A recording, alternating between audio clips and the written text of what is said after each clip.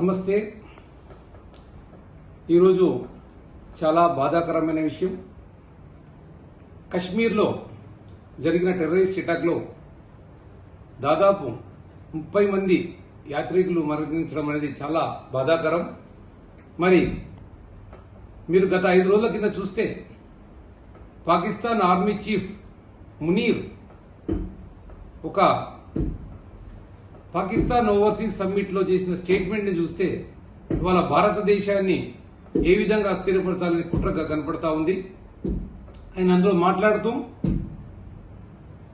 హిందువులు ముస్లింలు కలిసి ఉండలేరు అని పాకిస్తాన్ లో అన్న మాటని ఇవాళ కశ్మీర్లో టెర్రరిస్ట్ అటాక్ ద్వారా రుజువు చేయాలని చూస్తా ఉన్నాడు.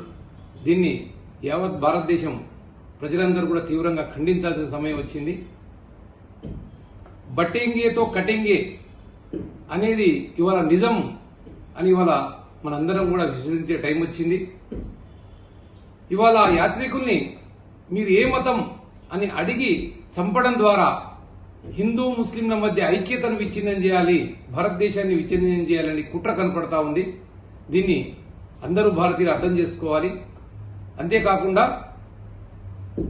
పాకిస్తాన్ లాంటి బాహ్య శక్తులు, బయటున్న శత్రువులు మన దేశాన్ని మతాల పేరు మీద విభజించాలని చూస్తే, మన దేశంలో ఉన్న శత్రువులు కులాల పేరు మీద విభజించాలని చూస్తా ఉన్నారు. భారతీయులు ఇంత గమనించాలి. వీటన్నిటికీ నిరసనగా, బెంగాల్ హింసకి నిరసనగా ఈరోజు సాయంత్రం కొవ్వొత్తుల ర్యాలీ ఉంటుంది షాద్నగర్లో. అదేవిధంగా రేపు ఉదయం 9:30కి కన్యకా పరమేశ్వర్ నుంచి మన చౌరస్తా వరకు హిందూ సంఘాలు, హిందూ వాహిని కానీ, విశ్వ హిందూ పరిషత్ కానీ, వాళ్ళందరి ఆధ్వర్యంలో మనందరం కూడా కుల మత వాళ్ళకు అతీతంగా, కుల మతాలతో సంబంధం లేకుండా అందరం భారతీయులాగా స్వచ్ఛందంగా పాల్గొని వారికి ఘనమైన నివాళులు అర్పిద్దాం. భారత్ మాతాకి జై. జై హింద్.